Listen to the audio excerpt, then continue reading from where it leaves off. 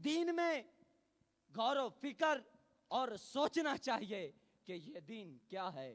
علی وقار، مملکت اسلامیہ کی بنیاد سیدنا صدیق اکبر کے دور خلافت پر پڑی۔ نہ کہ آپ نے صرف دلوں میں عقائد کو رسخ کیا، بلکہ جنگی اور تبلیغی وفود ملک کے مختلف حصوں میں بھیجے۔ آپ نے جو عقائد میں دلوں میں عقائد کا رسوخ و نفوذ کا کارنامہ سر انجام دیا، وہ فتنہ ارتداد کو کچلنے کی صورت میں پیش آیا۔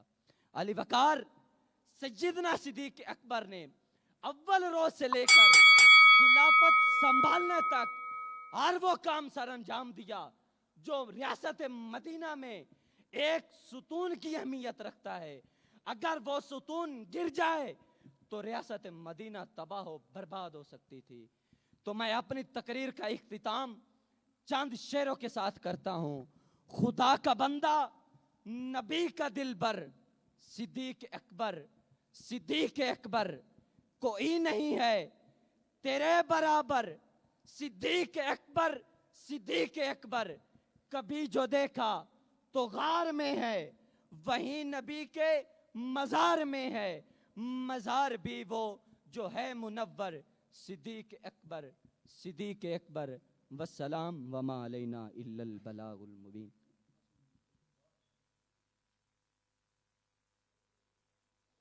اب اگلے شریک کے مقابلہ تشریف لاتے ہیں محمد احسن محمود صاحب، ان کے بعد ہے محمد نابر صاحب، ان کے بعد سید ذوالنورین۔ آپ تشریف لاتے ہیں احسن محمود صاحب۔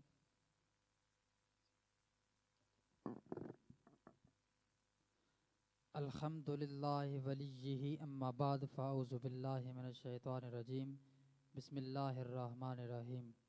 الصلاۃ والسلام علیک یا رسول اللہ وعلی آلک و اصحابک یا حبیب اللہ۔ احباب ذی وقار، آج مجھے جس موضوع پر لب کشائی کرنے کا موقع ملا ہے وہ ہے ریاست مدینہ کے استحکام میں جناب خلیفہ بلا فاصل حضرت سیدنا صدیق اکبر رضی اللہ تعالیٰ عنہ کا کردار۔ احباب ذی وقار، میں ان کا کیا کردار بیان کروں کہ میرے نبی پاک صلی اللہ علیہ وسلم نے فرمایا کہ یہ میرا وہ یار غار بالمزار ہے کہ جس کے احسانات میرے اوپر اتنے ہیں کہ ان کے احسانات کا بدلہ میرے پاس نہیں ہے بلکہ خالق کائنات کے پاس ہے۔ احباب ذی وقار، اس کی وجہ کیا تھی کہ جب ہجرت کا وقت آیا تو سرکار عبد قرار صلی اللہ علیہ وسلم کی بارگاہ اقدس میں کسی صحابی نے کیا مال پیش کیا، کسی نے کیا پیش کیا، تو آپ نے حضرت ابوبکر صدیق رضی اللہ تعالیٰ عنہ نے آپ نے گھر میں ایک سوئی کے دانے کے برابر بھی چیز نہ رکھی بلکہ سب کچھ سرکار عبد قرار صلی اللہ علیہ وسلم کی بارگاہ میں پیش کر دیا۔ احباب ذی وقار، یہاں ایک مختصر واقعہ بیان کرتا چلا جاؤں کہ جب ہجرت کا وقت آیا اور اس ہجرت کے وقت میں سرکار عبد قرار صلی اللہ علیہ وسلم جا رہے ہیں، آپ کے اس سفر کے ساتھی حضرت ابوبکر صدیق رضی اللہ تعالیٰ عنہ ہیں۔ احباب ذی وقار، آپ کے ساتھی حضرت ابوبکر صدیق رضی اللہ تعالیٰ عنہ اور آپ صلی اللہ علیہ وسلم چل رہے ہیں۔ جب ایک غار کے پاس پہنچے تو سرکار صلی اللہ علیہ وسلم نے فرمایا کہ اے ابوبکر، یہاں پر آرام فرما لیتے ہیں۔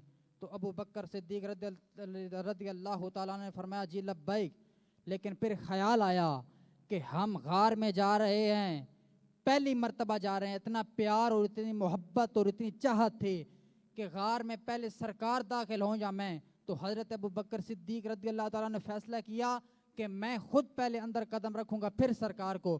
وجہ یہ تھی کہ کہیں کوئی اندر ایسی زہریلی چیز نہ ہو جو میرے محبوب کریم علیہ الصلوۃ والسلام کو نقصان دے ڈالے۔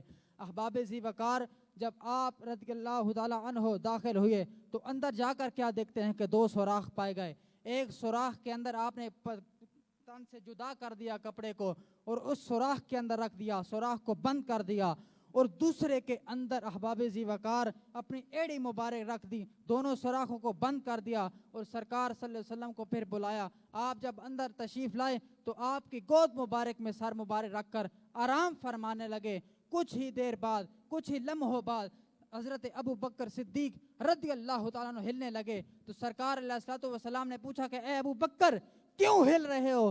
فرمائے یا رسول اللہ میرے ماں باپ آپ پر قربان، میں ہل اس لیے رہا ہوں کہ مجھے اندر سے کوئی چیز کاٹ رہی ہے۔ سرکار نے فرمایا اے ابو بکر پاؤں کو باہر نکالو۔ جب ابو بکر نے پاؤں کو باہر نکالا تو کیا دیکھتے ہیں کہ سانپ کے 3 ڈنگ لگے ہوئے ہیں۔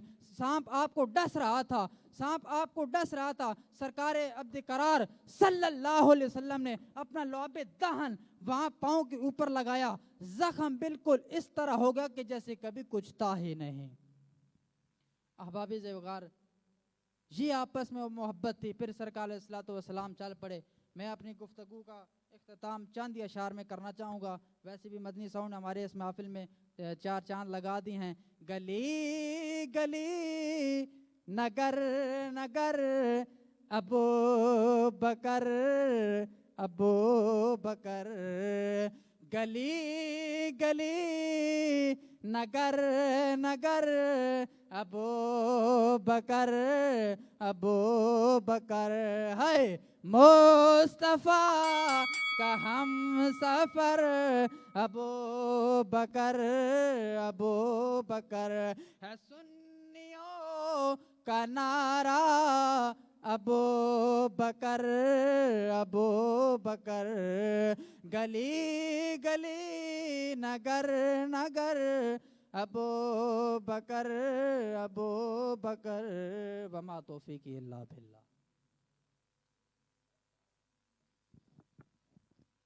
اگلے شریک مقابلہ محمد عامر صاحب وہ تشریف لاتے ہیں، اور ان کے بعد سید ذوالنورین شاہ صاحب۔ اب تشریف لاتے ہیں محمد عامر صاحب۔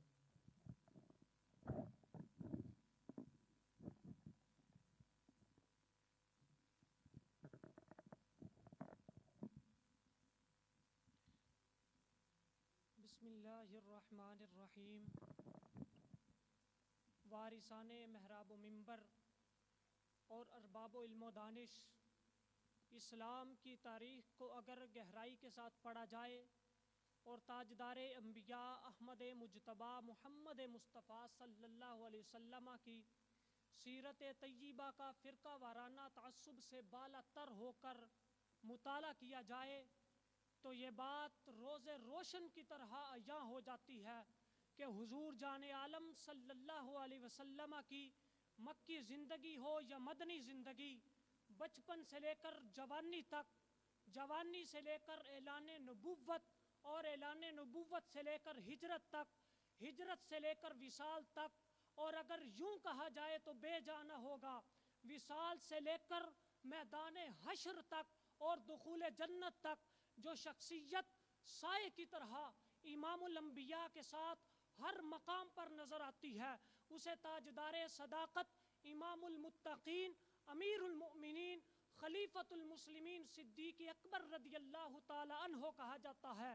آ امن الناس بر مولائے ماں، آ کلیم اول سینائے ماں، ہمت او کشت ملت راچو ابر، ثانی اسلام و غار و بدر و قبر۔ جناب صدر، رہی بات ریاست مدینہ کی تو ہر ذی شعور شخص اس سے واقف ہے کہ اس ریاست کی بنیاد اللہ تعالیٰ کے آخری نبی نے رکھی ہے، تو اس کی بقا اور حفاظت کا صحرا تاجدار صداقت کے سر پر سجایا گیا۔ خلیفہ اول کے طور پر صدیق اکبر کا انتخاب اللہ تعالیٰ کا اس امت پر عظیم احسان ہے، اور تمام اصحاب رسول صلی اللہ علیہ وسلم کا صدیق اکبر کی شخصیت کو اپنا امیر بنانا اور ان کی بیعت کر کے محراب و منبر اور ریاستی امور میں ان کو نائب مصطفیٰ صلی اللہ علیہ وسلم مان لینا، ان کے ذی شعور ہونے اور اسلام کے ساتھ مخلص ہونے کی اعلیٰ مثال ہے۔ جناب صدر، سرور انبیاء